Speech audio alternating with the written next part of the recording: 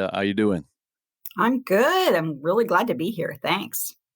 It's a pleasure. It's a pleasure. This is my break from the crazy life. Like you were telling me that you were frantically looking at some Twitter feed of a race, and like it's always kind of um, my day is full of frantically looking at something or a feed or just like life going by at the speed of light. Um, I'm about to be over with that twofold question, but like I have to ask that question still. Where are you located, Nita, and how has been the pandemic for you so far? Well, I'm in Central Ohio, USA, and the pandemic started a little bit differently for us. I'm married, and I was actually on book tour on the West Coast, kind of the opposite end of the country. And my husband had a heart attack in a hotel the week, like a couple weeks before the pandemic really went into full. It was in February of 2020. And so while everyone else was very concerned about homeschooling their kids and were they working from home and all that kind of stuff, we were just trying to keep him alive.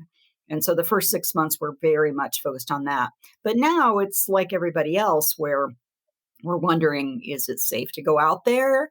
Um, what should we be doing? How restrictive should we be? We've been very, very careful because of his health, but Yep. we've been also very fortunate that, well, I know unfortunately a lot of people who have lost loved ones, and I have known some of the people who have died. Knock on wood, so far our family hasn't been directly affected, but it's always there. It's just always there in every Yep. decision you make. Do we leave the house today? Do we go to this event? Do we do this thing in person, or should we do it hybrid, or should it just be totally Zoom? So it's really always there now. Um, The other thing that's interesting is south of the border of where I am. Like I'm in Canada, and like we've been known to be more on the cautious side. You guys have gone through. You were talking about being on the West Coast, where like they were known and still are known to have been more on the cautious side, while down south in Florida, like they were remarkably more. How can I say free? you're so Let's diplomatic. Yes, I try to keep it diplomatic, but Very good. um, where does Ohio stands in that spectrum? Well, the county that I live in is what we call a blue bubble. So it's more liberal and more embracing of restrictions, health and safety restrictions. And so we were one of the first places to really shut down, where they sent, the university students home, the stores closed. And then gradually it rolled back. But the rest of our state, most of the rest of our state is actually very conservative and much more in favor of the Floridian kind of view of the world, where Yeah, don't tell me what to do kind of thing.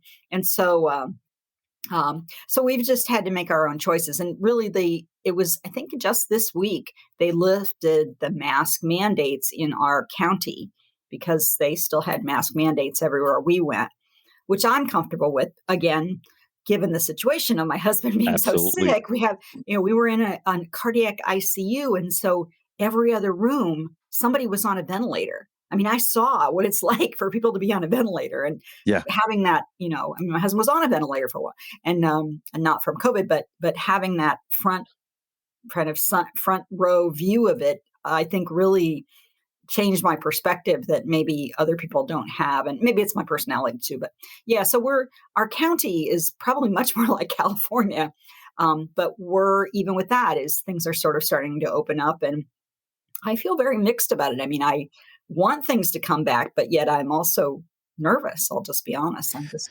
yes, and it's so funny, and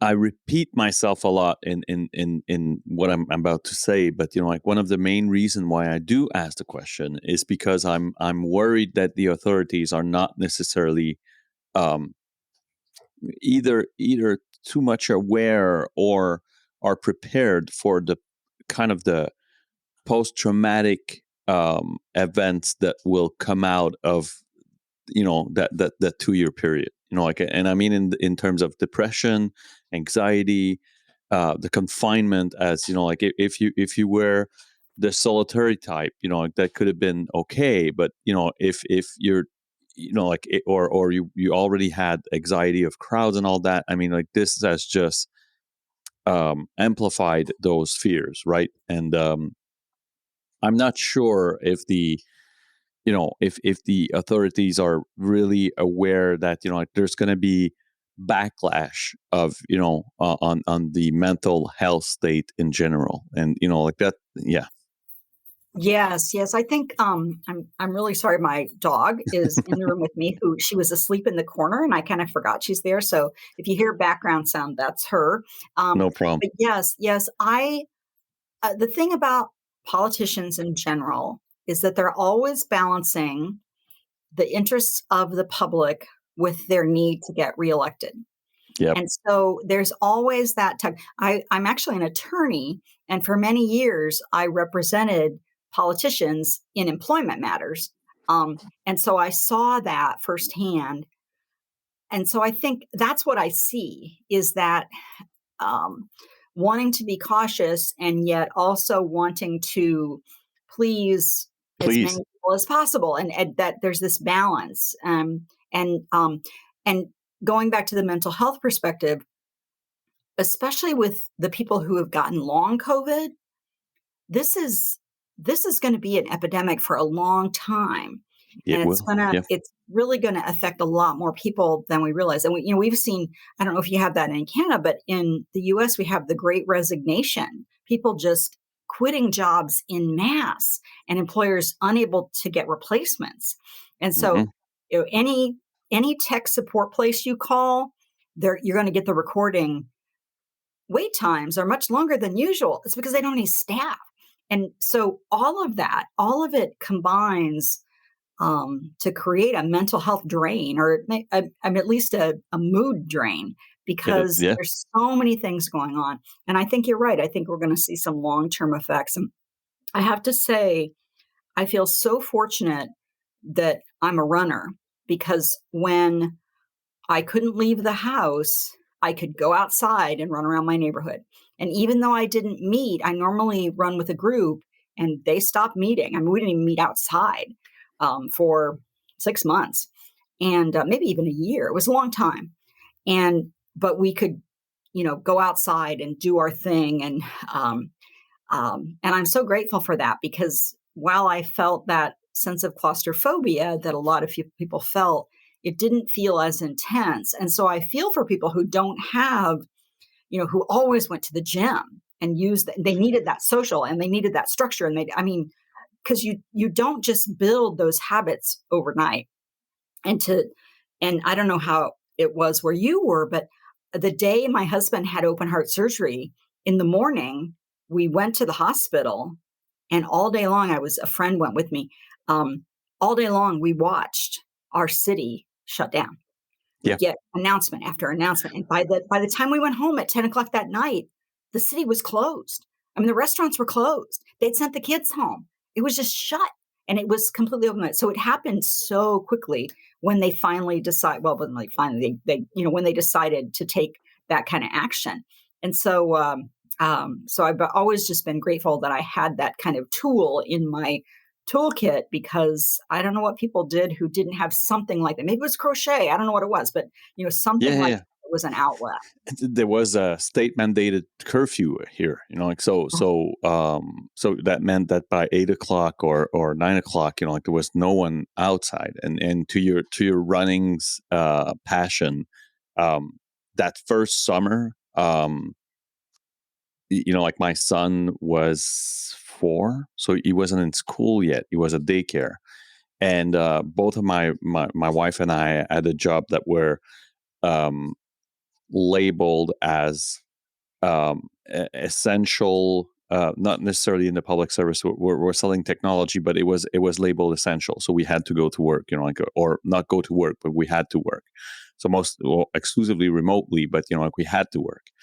My wife works for an SMB in Quebec. So her job was probably, like if she couldn't give her full time to the job, like she was more at risk of being laid off. Where I worked for a major corporation that, like had hundred thousands of employees. So I knew that I had more flexibility on my schedule, which meant that, like that summer, or at least from the pandemic start to the end of August, I had run 870 kilometers pushing the stroller around my town, um, because I had to find a way to spend time without going crazy and making too much noise, because my wife was literally working, like with customers on Zoom and all. So I would just have like that big Thule running stroller, strap my son in and run, and just be gone for a few hours because I had to be out of the house. Like the parks were officially closed. But yeah, so I couldn't go to the park because the park were closed. I couldn't go. Like there were so many places I couldn't go. So it was, like it was no use of me going in my car. And so since I enjoy running, I would just put the headphones, strap my son in, and go for a stroll. And I realized that, yeah, my Strava and Runkeeper told me by the end of the summer I had run almost 900K. Like so. Wow. Yeah, like it was. I remember one time I was just running, almost. Well, not almost. I was getting bored, and I looked at my watch, and I had 18 kilometers in, and I was like, "Wow!" Like I'm almost half marathon. And my wife calls me. She's like, "Where the hell are you guys?" I'm like, "Well, like I'm zigzagging the town, and I'm almost at the half marathon mark. So just for the sake of saying that I did run an half marathon, let me let me do that for that last 3K. I should be home soon, but like I have to do it, And it's not because I was tired; it was because I was bored. Like I listened to podcasts and then music and then podcasts again. I'm like, Jesus, like what am I going to listen to now? Yes, And yes. and and and so I did that half marathon really based on being bored and not knowing where to go. And um yeah, so like so you start with like the small route, and then at some point, like it was like that huge freaking route, almost like going all around that neighborhood. And by the end, I was zigzagging every fucking street around my Yeah, block. that was sort of a thing where people tried to run every street in their neighborhood. Yeah, And then you look at their Strava and you can see, if for those not familiar with Strava, they have a thing called a heat map, and it turns different colors, and the most intense is this very bright red. I think it is. It just goes red, or it might be yellow. I forget, but it gets really bright. And my heat map, you got the whole state is black, and then just my little neighborhood is this bright, bright, bright. Every single street. I think I missed 2 streets in the whole. I know, I know. It was and then by the end of the year, I got a dog. Which, if dog owners know that, like the first year of a dog, you can't really run with them, because of their growth. Um, and so, like so, this year is going to be my year, getting back on it with him, doing some canicross and all kinds of Oh, that's stuff great. that I can do with the dog. And my son is 6, going to 7 in October. So the stroller, I'm probably at the limit of pushing him in the stroller. Like Yeah. you might find it, like a bit constraining, but we'll see. Like I can't wait. But it's still, we're still in the minus Celsius right now. So and I'm 47. I'm not old at all. But like running in the winter, I did it a couple of seasons, but a couple of years, but I find it too dangerous for the benefits. Like Yeah. the high patches, the uncertainty of the road you're running on. Um, like I have a weak back, and like so I'm always kind of in, like that worry that I can hurt my back. Anyways, like all that to say that I tend not to run much in the winter. I do some treadmiling and elliptics and all stuff. I have a decent home gym, so I do that stuff inside. But I can't wait to go outside. Like there's nothing better than I'm a huge fan of trail running. That's why the race you told me about is I'm a big fan, and this is part of my bucket list to have at least one ultra somewhere in there. I don't know Oh, when you and should, how. yeah, we should talk because I have the perfect beginner ultra for you. I just Ooh, did it this year. It's in Ohio here where I live, and it's can I go ahead and talk about it, or it's absolutely, yeah, absolutely. so it's called Eagle Up, and it's in Canal Fulton, which is in kind of the northeastern part of Ohio, and it's a 5-mile loop. It's relatively flat. The shortest distance is 50K, which is 31 and change. So that's an ultra. Then they have a 50 miler, a 100K, a 100 miler, and then 24-hour race where you just run as many laps as you can in 24 hours. And it is the best supported race I've ever seen. The trail runs right through the campground. So your tent is right by the trail. So you run past your tent 5 times. So you always know where the bathrooms are. You always know where the food is. You always know if you need to change your clothes, where your shoes are. It's the best. But it is still, 50K. 50K, and you have 24 hours to do it. So you can stop, you can change your clothes, you can keep going, whatever. And it's the people are so friendly. Of course, I think that's normal in the trail community that people are not that the road runners aren't friendly. I've been a road runner for years, and but it's sort of a different vibe. It's just not It that is. you're not at that intensity against the clock kind of thing. So And I'm a sometimes big fan. the and like the street running, there's that or that gap between the competitive runners and the recreational runners is thinner, right? Like so sometimes you can't really tell the difference between those that are just going crazy, like running after whatever, a time they want to hit. That it seems that in trail, like you see those first competitive runners going like, like bullets, and you identify them quite quickly. What gave me the like we're taking a kind of a a weird tangent here, but what gave me the kind of the taste and the enjoyment of running is actually Spartan racing. um, so it started with someone on TV doing a fundraiser for Tough Mudders, I think, and I was like, "Oh, wow, what is that?" And read about like the Tough Mudder and then what obstacle racing was, and I did so freaking many. I have like a full panel of these medals of all these different obstacle racing races that I did, and and eventually I did try a few of these trail runnings, and I was like, ooh, okay. And I finally registered at one street run, and the only benefit I saw in street running was the fact that I could wear headphones. And I was like, oh, okay, that's the interesting part of it. But the running a trail, nothing beats that. Like there's something about the communion with nature. I mean, really, we're gonna be talking about meditation soon, and I think there's really something meditative about being in the trail.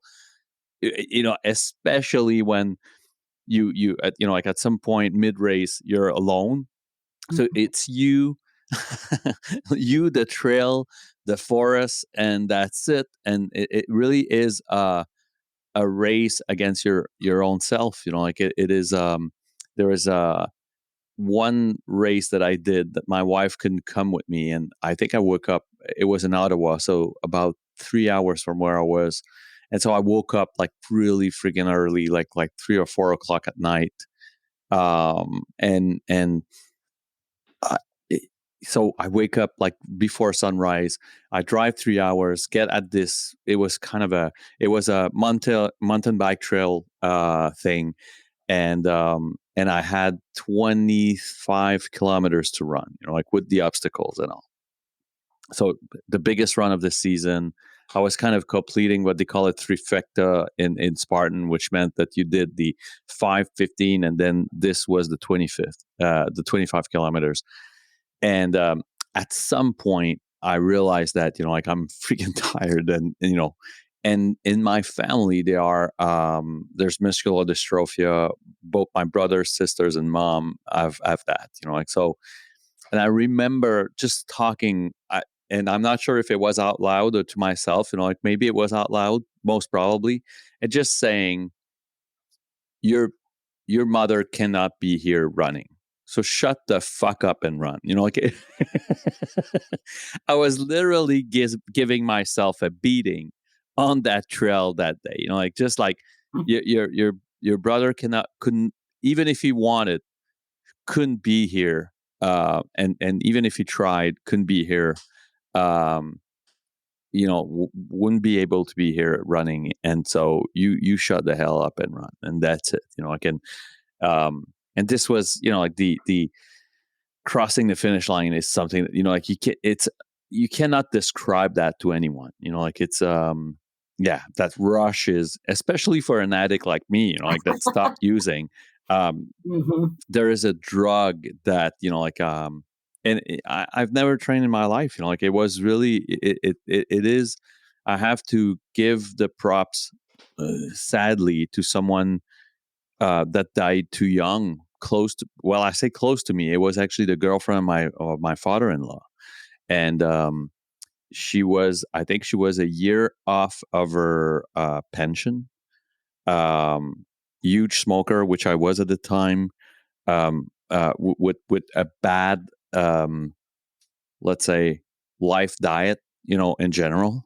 I didn't know her much, but I saw her, like, just postpone all of her projects to that. In a year, I'm going to be on my pension and do this and that and this and that, and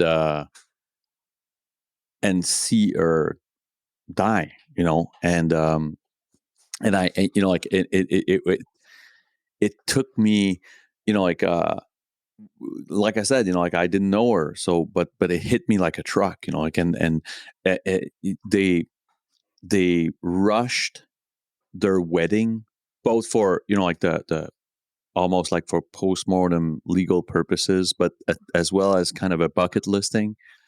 And there's one photo of me, because I was kind of the photograph, and then my son or my daughter took a picture of me, and I looked like a fat pig, like I was like bloated, smoking, bloated, and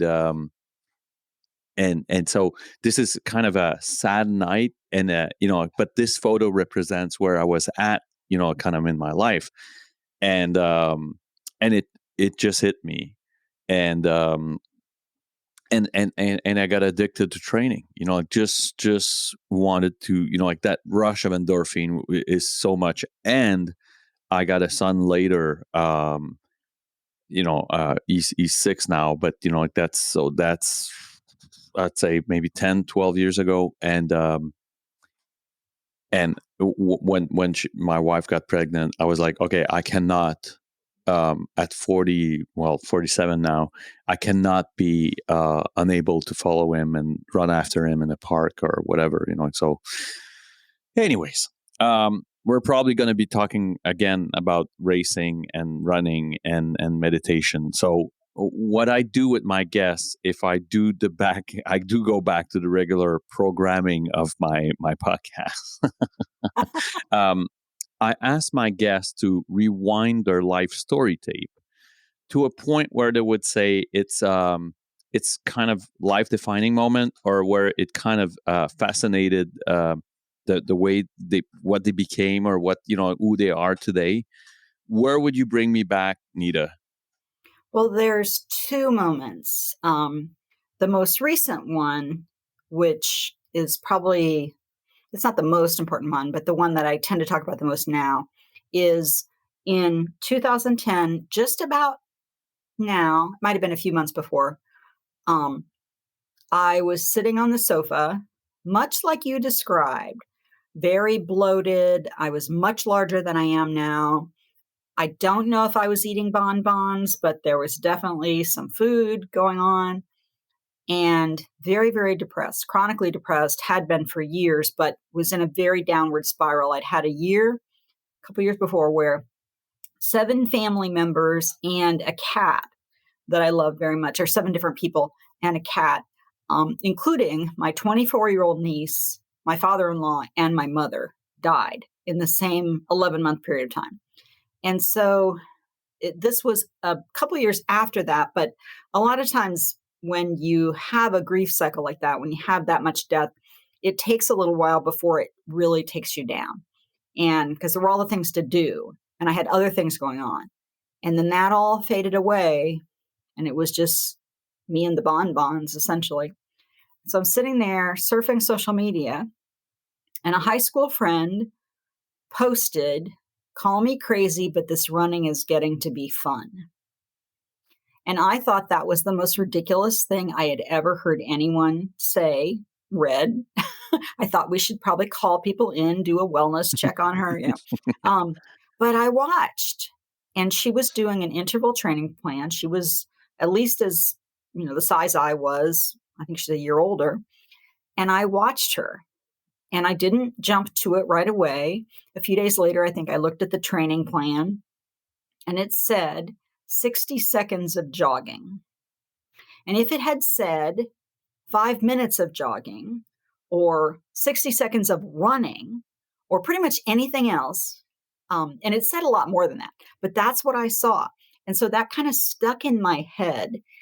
And about this time of year, in this spring, we're recording this in the spring, so I'll talk about it now. In Central Ohio, where I live, there's these little flowers called crocuses and also snowdrops. And often their bulbs, they pop out sometimes in the snow. There'll be snow on the ground. These little flowers pop up. And one day I looked out the window and I saw those popping up, and that echo of 60 seconds of jogging, and the messages from my friend who looked like she was having fun, and I was not having fun. I mean, there was no fun.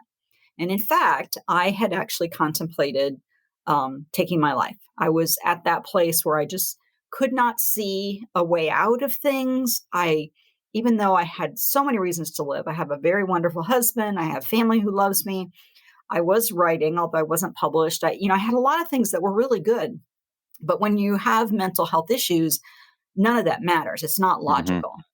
Suicidal ideation, it has no component of logic in it at all. And so I leashed up our yellow Labrador retriever, Morgan, as a decoy because I wanted the neighbors to just think I was walking the dog. I pulled on, these too tight ancient sweatpants, dug a pair of running shoes from the back of the closet, and picked up a digital kitchen timer, one of those little plastic timers because I'd never watched anything, and walked the dog down into this ravine that's kind of hidden. It's in our neighborhood, but it's these long lots. So people probably can see you, but you're really secluded. It's a very secluded area. And I stood there for a long time. And then eventually I hit that timer and I ran for 60 seconds. And so seeing that initial post and then the percolation of that culminating in actually jogging for 60 seconds with the dog, it put me on this trajectory that sometimes when I look back, it's hard for me to even believe, because I was so incapable of doing anything that I'm doing now. I still have struggles. I still have chronic depression. I still have days where have trouble getting out of bed, all the kinds of it didn't cure me. But I have been able to do so much with physically, emotionally, with writing, things that I just couldn't accomplish. And the main component that was missing was the physical component. I already had meditation, which we can talk about. I already had excellent mental health care. I'm very, very privileged, I'll just say, because I have good mental health care. And in our country, that doesn't happen to everyone. I had a therapist. I was on medication. I had a psychiatrist. And it felt like the missing piece was movement. And when I added that in, it was the endorphins we talk about, but it's actually endocannabinoids. We don't hear a lot about that, but it's actually the same same neurotransmitter that people get high on with pot, um, combined with the structure of checking things off on that schedule, that little Hmm. interval training schedule, and then eventually adding a social component. When I wanted more structure in my training, I joined a group. And even though I'm an off the scale introvert, that turned out to be a good thing. And so I had a community support. And all of those pieces combined to give me a balance that I didn't have. So it sort of always feels like a three-legged stool, and I only had two of the legs going on. I had the meditation piece. I also do a thing called writing practice, but I had like the mental health, the meditation piece. I had the writing practice piece, but the movement piece is the part that was missing.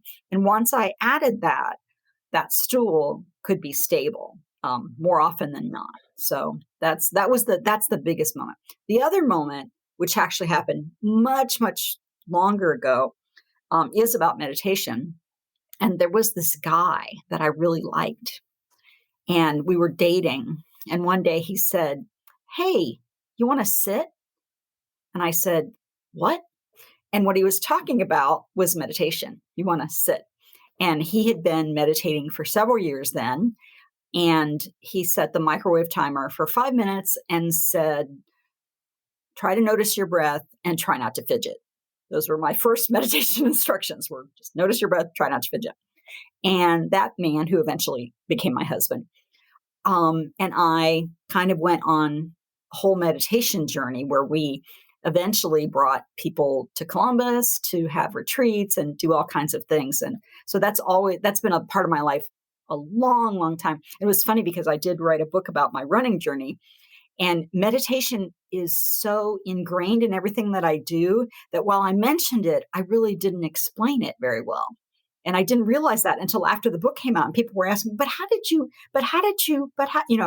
and I realized, oh, wait, that's so, it's almost like how fish doesn't see water or whatever. Yeah. And so the next book that's actually coming out in August, I explain the meditation part of how I'm doing that. So yeah, so those are the two pivotal moments. I also, like you, I do have an addiction history, and there was that moment which happened shortly before the meditation moment when I decided let's just say that drinking was a bad idea. That is like, it's sort of a very long story, but I didn't have a lot of the consequences a lot of people have. But inside, there just came a day where, even It though I had scream tried to, it yeah, where I screams had tried louder. to, yeah, I tried to not drink a lot often and failed miserably. And eventually I got help for that. And, the day came where it was just so obvious that there was just no other way but to do that 100%. And that's what's so hard, is it seems like there ought to be another way. We should be able to just recreationally, and some people can't. They're fine. And that's just not an option for me. And it's not like I didn't try, like that's the thing, like it's okay. So hard liquor is a no for me now, or beer is a no for me, or like, or brown liquors gives me headache or makes me throw up, or clear hard liquors are bad for me, like, and Yeah. all kinds of fucking scenarios, or storytelling you do yourself, and at some point, like it comes down to, so I had two major addictions. It was pot mostly, and it was alcohol. I would, combine both, was kind of the best of both world. um and I was starting to get psychosis. So out of whatever small obstacle in my life, I would lose my mind. Um, and that day, I lost a screwdriver, which, may seem really ridiculous now. And I love remembering it. But at the time, I have my own small company that does tech support for home users of computers. And so I do need that screwdriver, and I'm about to go on a scheduled call. And so I park in front of the customer, stone to the gills, and I can't find that freaking screwdriver. And so because it's mostly an ego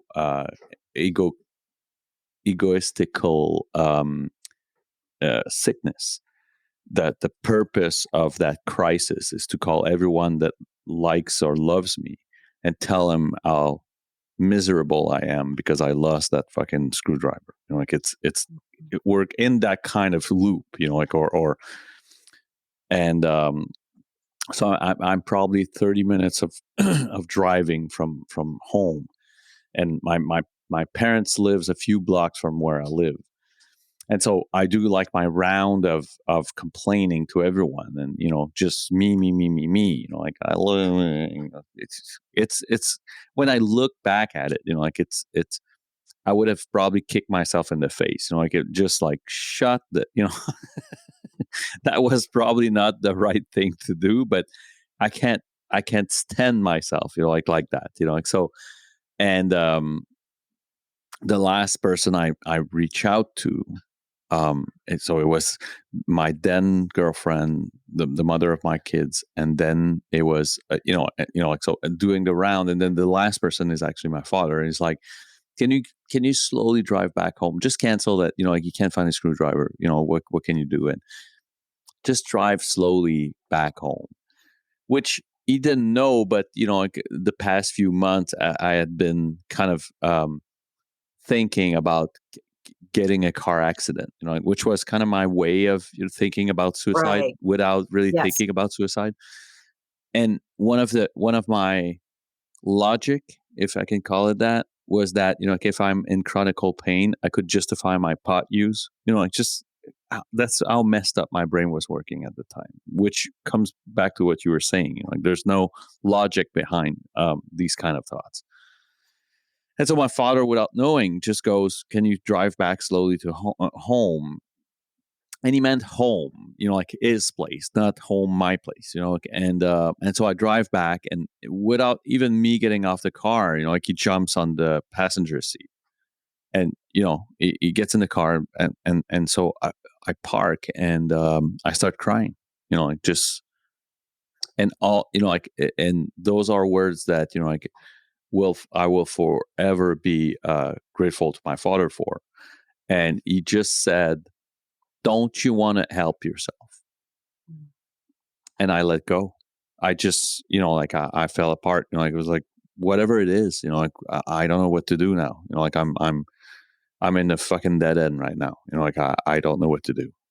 What I didn't know is that like my girlfriend was threatening to leave with the kids for a few months now. Like so. Um, so my father knew that like there was something really really wrong was going on, and so I went therapy a few days later, actually a week later. So yeah, I totally understand what you're saying. Like it's a spiral of um, playing options, and with kind of the bag of excuses that you play to everyone that's around you, and that sees way more clearly than you see. Like that's the thing. And they're like, Nita, yeah, ah. Yeah. Yeah, I actually in the new book, it's coming out in August, there's a chapter called Tricky Mind, and Mhm. it's about that, um, sort of the story that we add on to everything, how there's always the story, and I remember that from, um, both the addiction part of my life, which has been very many years now, but also the mental health piece that even sober, even not having any of those chemicals in my system, that mind can still make up those stories. Absolutely. And so I have to be working with that all the time to keep that. And I think I mean, I have a official diagnoses, but you don't have to have an official diagnosis to have those stories No, going on. no.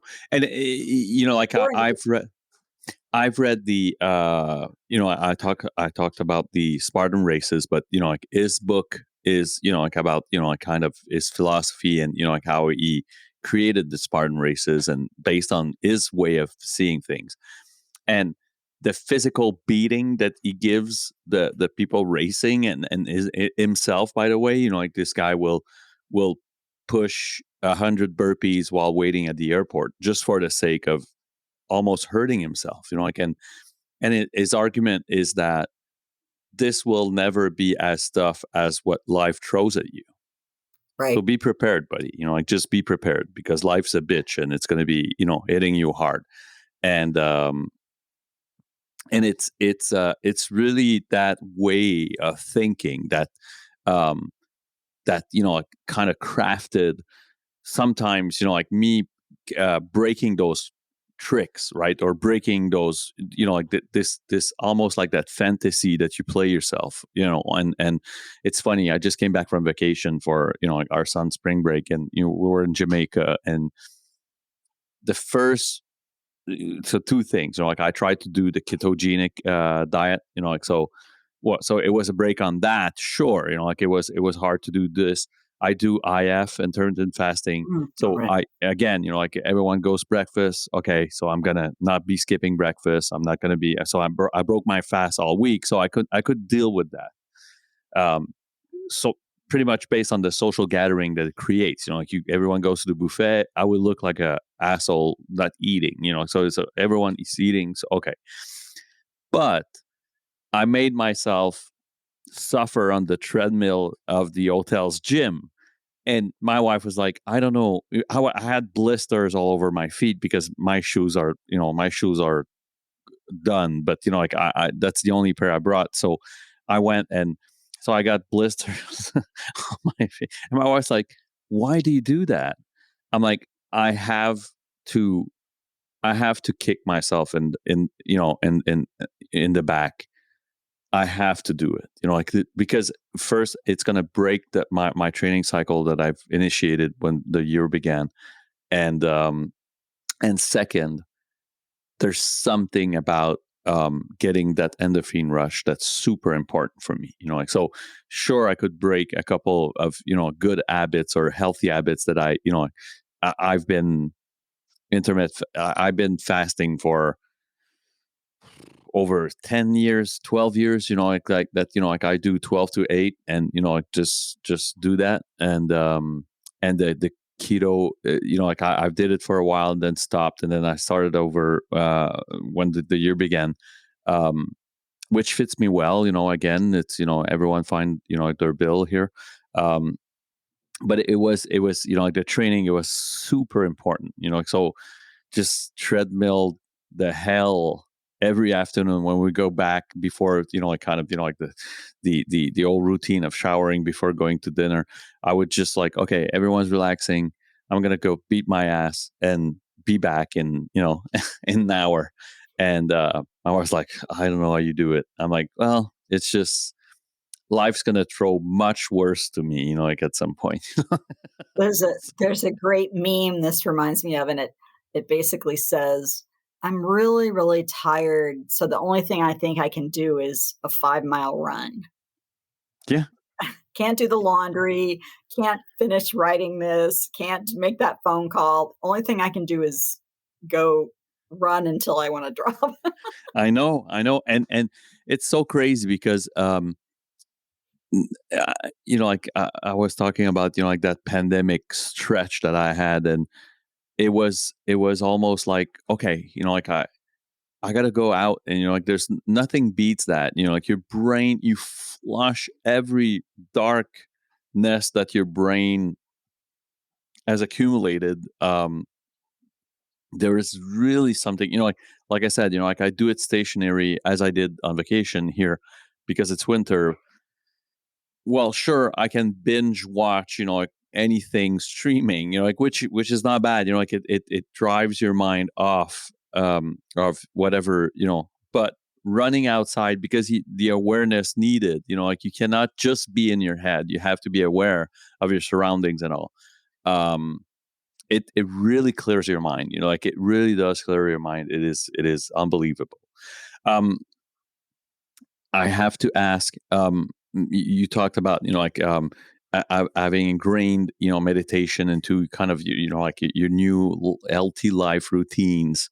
Um, Tell me a bit more about this. Like what kind of meditation are you doing now? What is a daily LT diet, both mentally, spiritually, physically? What is it now for Nita? Well, when I run, I choose an object of meditation. So that can be, usually it's a body sensation, which it could be the breath, but usually it's one of the other senses for me. And the one that is the most prominent, which makes it the easiest to use, are sensations in my left foot. I'm not sure why. I think it's because I have a congenital defect in my ankle. And so there's probably tingling and things like that that happen in that foot that don't happen in the other foot. So when I run, often I will notice what my left foot feels like. I will just notice how it feels in my shoe. I will notice if it hurts, if it feels good, if it's, as we say, pleasant or unpleasant or neutral. And then my mind will wander and I'll be thinking about, oh, how much further I have to go, or what I need to write tomorrow, or what we're going to have for breakfast after I'm done, or, something else. And then I'll remember. And this is possibly the most important part, is that remembering. I'll remember, oh, that's right. I was meditating. And I will very, very gently, without any shouting at myself, bring my mind back to the sensations of that foot. And that's the simplest form. That's the basic thing, is to just choose something. It could be vision. Sometimes I run in our basement. I'm I guess afraid is probably the best word. I don't do well on treadmills. I have vertigo, and when I do more than about a mile on a treadmill, I'll get off of it and I'll feel like I'm going to throw up and fall down. So so we created a little track. It's a very small track in our basement. And so sometimes when the weather gets awful, I will run in that track and I will notice color. So it'll be a piece of, orange tree that's in a painting as I'm going by, or a orange exercise ball, or an orange, just maybe an exercise band that'll be orange. And I'll just, as I go around, I'll notice anything orange. And then maybe the next lap, I'll notice anything yellow. And the idea with this form of meditation, which is, it's mindfulness is the main word, or insight. Vipassana is the like Sanskrit word for it. But the idea is to just be exactly where your body is. Have your mind be where your body is in the present moment, the only moment that actually exists. And so all of those things are techniques to bring the mind back to where I'm actually at. Not that there's anything wrong with thinking. I mean, sometimes I just let my mind wander because I need to figure something out, or, I want to figure out what I'm doing next, and I'll just let my mind go. That's completely fine. Nothing wrong with that. But when I choose to meditate, that's how I do it. Sometimes in the spring, here in Central Ohio, we have lilac bushes and they're amazing. And the fragrance It is smells. just, yeah. And so when there's a very short window of when those are that potent, and that will be that scent will be my sensation. And what's interesting with that is because if I'm running through the neighborhood, there aren't lilacs everywhere. And so I notice the scent, and then I notice the absence of the scent, and I notice my longing for the scent, and try to kind of open up to letting it be okay that there's no scent. And then also notice the huge pleasure that comes with the scent. So it's about being very present and also experiencing kind of the push and pull on want and not want. We call it craving and aversion. I want the scent. I don't want the not scent. Things like that. Um, um, so those are just some examples. There's It's there's it there's a million ways to do it, but those are the two that came to mind first. it's funny because I've read a book, and I haven't read it all, but I've read a book about doing odd breathing. So instead of doing even breathing, you do odd breathing. So either in fives or in sevens. So that you make sure that you don't inspire on the same foot that you expire, and alternatively. And Right. it's proven that it can cause an imbalance if you keep doing even breathing, because like you always inspire on the same foot and expire on the same foot. Um, and this is, as I realize, is what you're telling is my own meditation. I'm Right. like, Yeah. Because you're building focus, you're building concentration. And the other part of it, which you may not have incorporated or you may have incorporated without knowing it, is you're building what's called equanimity, which is a balanced mind. So there may be part of you that goes, man, I just want to breathe the way I want to. I don't want to do this. But there's another part of you that says, let's just try this.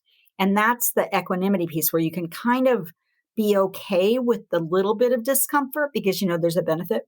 And in that situation, you're actually um, changing your breath or doing something with your breath, which is a little bit different. The type of meditation I do, you would just notice, oh, I'm breathing mhm, on even steps, or notice, oh, I'm breathing on odd steps, as opposed to trying to change it.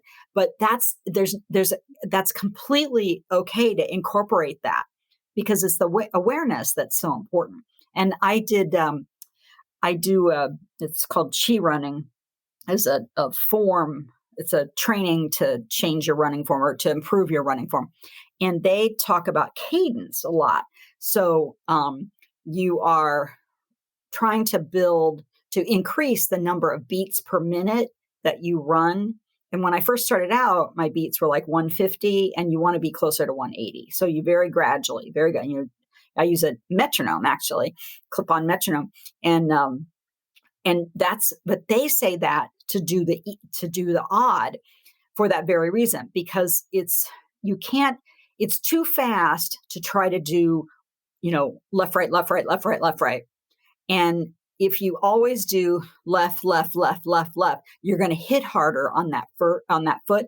So you set the beat almost like a waltz. So it's like left, right, left, right, left, right, left, right, left, right, left, right, so that you're never hitting on the same foot um, in a row. The beat is not ever on the same foot at in a row is what I mean. mhm. I'm not maybe make you're nodding. We can see each other. You're nodding, but it's a similar thing because you want to be aware whatever you're doing keeps your body in balance so that you're not putting any extra strain on a part than you need to because we need to be relaxed as much as we can, even though we're exerting. And that's the Yeah. other thing about the movement meditation is with meditation, you're alert but you're relaxed. And that's a weird state, especially when you're sitting. We often close our eyes or unfocus them. And in our culture, the mind says, oh, time to go to sleep. But we want to stay awake. And so we're upright or moving, and we have our eyes open. So but yet you want to relax because you don't need to exert any extra energy, only the exact amount of energy that's necessary for whatever you're doing. That's the most efficient way. And because your focus becomes how tedious and painful that run is.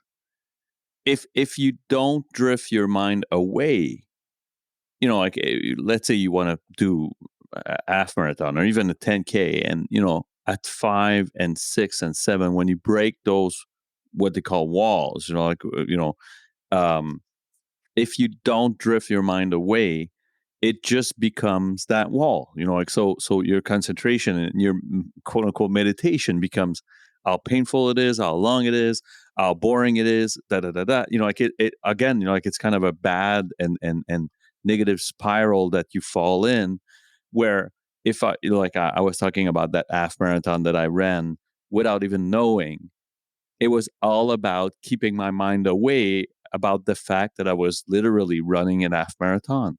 Mhm. So it wasn't about beating time, which I could have maybe think about, but it was not about that. I was just taking my mind away from what I was doing.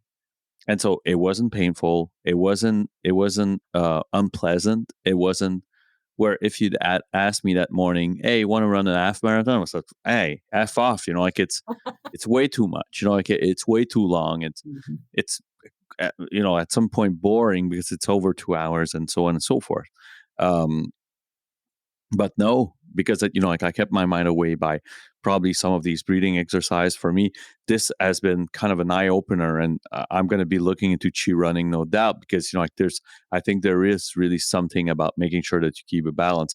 I started running by going as close to barefoot as I could, which means that like instead of heel running, I tend to flat or tip running. Um, Right. but I didn't have to change that stride because I didn't have a stride. I didn't run, like so. I just started like that, like so. Um, so I don't have to think about it, like it's just natural that like I tend to run more flat footed and Yeah. tiptoeing. Mhm. Um, Let me just say one thing. I'm going to interrupt you for a second if I can. Go ahead. So, what if instead of trying to distract yourself or keep your mind away, you went so fully into the pain, you completely focused on nothing but the pain? What would happen then? God knows that's interesting. Because That's that's super the interesting. yeah, that's more the technique that I am teaching or that I offer, that I do, let's say. Um, because if you can distract yourself, that's fantastic. In my experience, especially as I run longer distances or try to run faster or, lift more weight, jump higher, whatever, anytime I increase the intensity, at some point it might be mental pain, but there will be pain I cannot escape.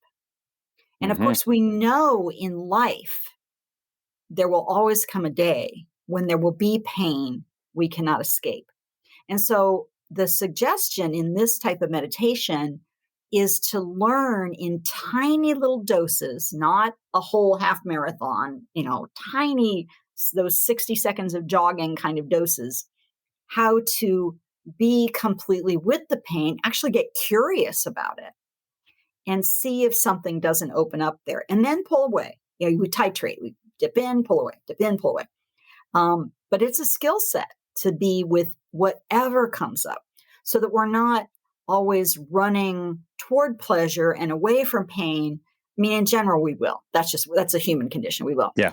But that we can learn how to be more conscious about it and have more choice about it so that we're not always chasing the pleasure. And believe me, I'm still a big pleasure chaser. I'm not don't Oh have yeah. this down at all. Need to, but I was joking. Somebody, I can't remember who. Somebody said something about, oh, you must be, really good. I forget exactly what she said, but I said we teach what we need to learn.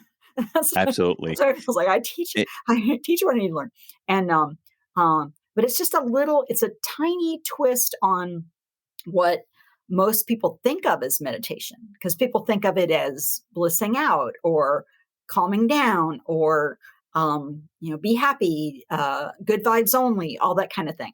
And this is different from that. There's overlap. Okay, there's overlap with it, but this is a little bit different than that, so that you're actually facing whatever comes as it arises, so that you don't have to be spending all your time you know, want like sidestepping all the bad stuff and all that energy to try to do that. So, I I had I think it was 5 or 6 years ago. One of the last big race that I did was a trail run in a mountain, and we were supposed to be three work colleagues. We registered all three of us, and one tear a muscle a few months before, so he couldn't do it. no. And the second one that weekend just choked on me and wrote me that morning, said, "Well, too bad." And I badly prepared for it. Like I thought I was ready, but clearly wasn't. And I added to that. Um, I don't know. I don't know how I thought this was a good idea, but decided to break a new pair of shoes that day. Oh, Just just bad judgment. Oh, oh. I know, just bad judgment over bad judgment, right? You know, like just bad ideas one over another. Um, so I started just to the point of, you know, like kind of embracing or meditating on the pain. So I think it was, I'd say, between 15 and 20 something kilometers. But all that to say, you know, like it was an uncertain path. And, you know, so a lot of some climbing and, you know, rocky. Anyways, it was a nice, I would say, um, intermediate kind of run. I'd say at 2/3 of the race, my brain and my body convinced me, but you know, I'm going to elaborate on it, but convinced me that I had lost my right uh, big toe nail completely. And so to the point where I could completely feel physically, mentally, the pain was there. I could feel the loose nail in my shoe going all over my other toes. I could feel the blood rush, you know, like pouring in the shoe. I was literally looking because I said at some point I'm going to see blood, right? You know, like it's because I would feel it floating. I could feel everything, you know, like just absolutely convinced that, you know, like I had lost a nail, like a toenail. I mean, there was no doubt in my mind, you know, no doubt. The pain was so excruciating that, you know, like that was it, you know, like. And I'd read a lot about this, you know, like I had read a lot about people running so much that they would lose nails, you know, like. So it made sense, you know, like it was just okay. You didn't prepare well. You're breaking shoes. Okay, that's it, you know, like that's too bad, you know, like I'm not gonna not finish this because of that, you know. And so they do, you know, like they trick us into kind of a last loop where I could see the finish line, and because of the horizon, they made it do like a left turn, so there was like a few kilometers left, like just a fucking painful thing, you know, like it was just painful, you know. And so you could hear people go, oh, you know, like just the dozen that was around me just felt the same way I did. You know, like just like you know, like just like it was a lot. And so I finally crossed the finish line. I my I don't work there anymore, but I have a colleague at the time that still has a WhatsApp voicemail message on his phone where it probably was half an hour before finishing that I call him, the one that had tear his muscle, and he'd still laugh listening to that message because I sound like if I'm dying, you know, like I'm just like, you motherfucker," you know. It is awful. That message is awful. I said, I do this for you because, you know, like I want to honor what we registered for, but I, I'm in pain, man. It's tough. Fuck you and and your fucking race. You know, like it's really bad. And so I finished the race. Called my wife. Said, I think I lost. I haven't looked yet, but you know, like I said, I think I lost a nail and blah blah blah. And so I go like just like almost like on one foot to my car, and I don't want to take off my shoe. I'm like, it's gonna be a bloodbath, you know, like it's gonna be just a disaster. So I take off the shoe like super carefully, loosen it up and taking it off, and look at my socks, there's nothing. I'm like, what? And I'm convinced, you know, like, so I take off my sock. I'm like, and you know, like I'm not a big fan of, you know, like I don't want to look at this. And I'm like, ugh, and take off my socks. I have nothing, not even a freaking blister. My foot is in perfect condition. Nothing. And huge, huge, huge lesson of how, you know, like if I am not careful, my brain can actually tell me whatever I can and cannot do and trick me into thinking that I can or cannot do something. Right. Um, It's the and tricky mind, yeah, and it starts with sensation because your toe hurt. There's It no does. question that your toe hurt. The pain was real, but it's the story.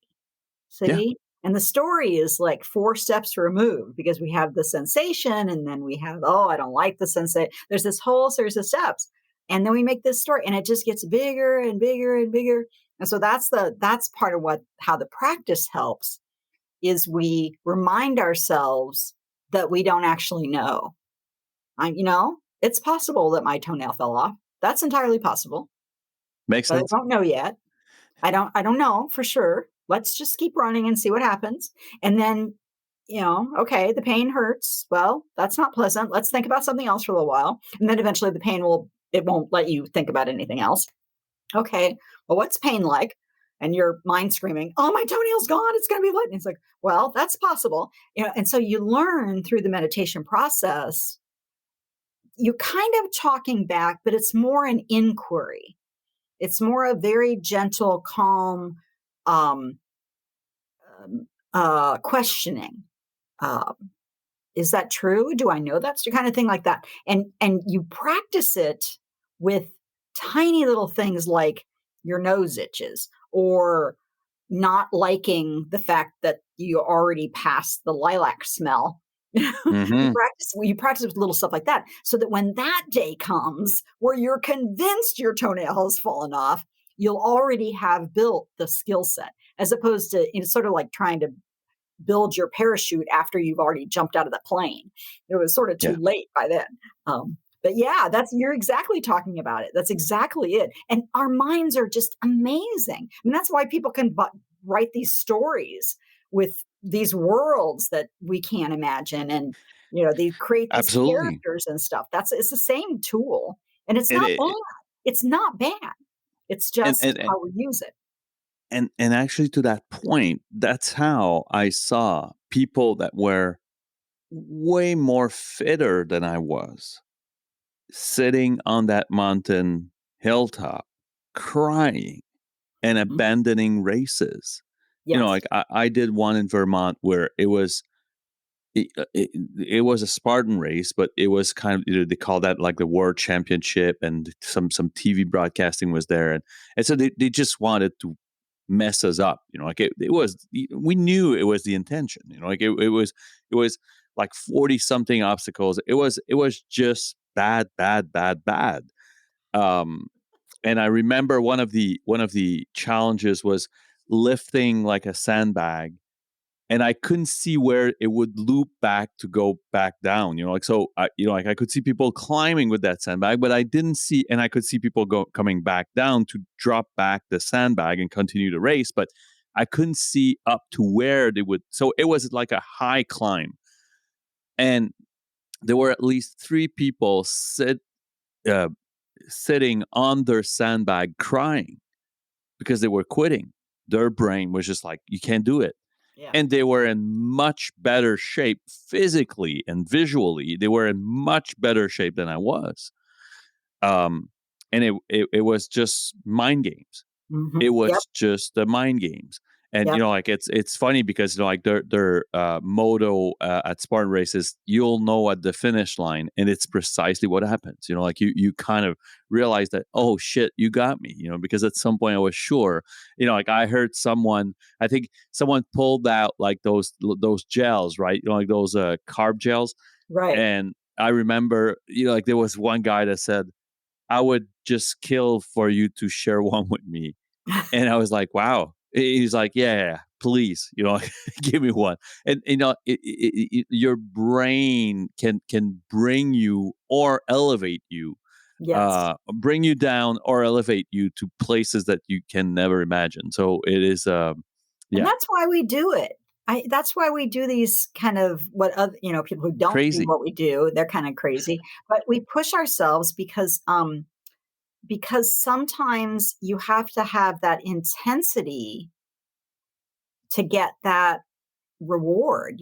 You're not going to do it yourself. You're not going to do it sitting at home playing video solitaire. Well, I mean, unless you play 1,000 games and that gives you a hit. But there's something about, especially the physical component of Yeah. doing the impossible. I mean, I never thought I would run a marathon. I never thought I'd run an ultra marathon. I never thought I'd run at all. And And there's just something about doing things that you really think you can't do that it alters your brain forever. It really does. So yeah. Uh, Tell me about both books. Like the book that's already out and the book that will be coming out later this year. What's the book's name that's already out? Well, I actually have three books. The first Okay. book is the running and mental health memoir, Depression Hates a Moving Target. And it's how running with my dog brought me back from the brink. And that, as I said, it's a running and mental health memoir. It won the Dog Writers Association of America Award for the human animal bond. So it got some good kudos. It has some great reviews. It's been selling pretty well.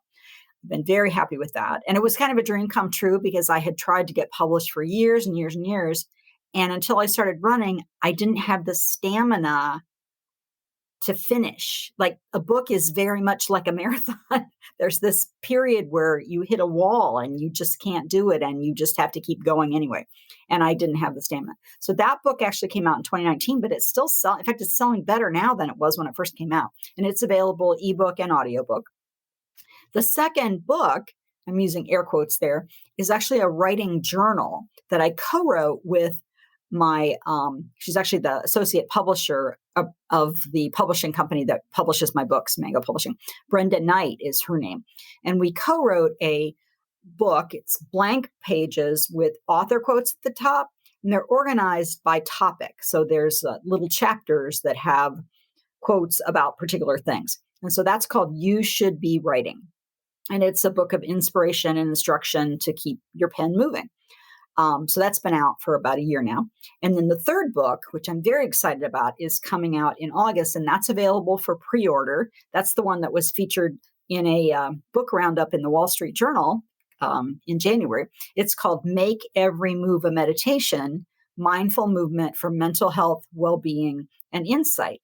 And it is my experience combined with the education I have about meditation. I've been meditating now for over 25 years. I've studied with a number of different teachers, and I actually went to a training program to become certified to be a meditation leader. So I have that skill set, but like I said, I've been meditating for a long time, and I've also been teaching meditation in a writing class. I teach people who write to meditate also because it helps with the creativity process and also to help with the inner critic. And so that's coming out in August. I'm very excited about that one. Like I said, it's available for pre-order. So yeah, that's right now we got three books we're juggling and having fun. And I wanted to tell you the Canadian audiobook right now on Amazon is like a number one bestseller in running and jogging and three categories like every Wow. other day. I get the badge, the little orange bestseller. I don't know. So maybe it's you. I don't know. But it's the Canadian one. It's so funny.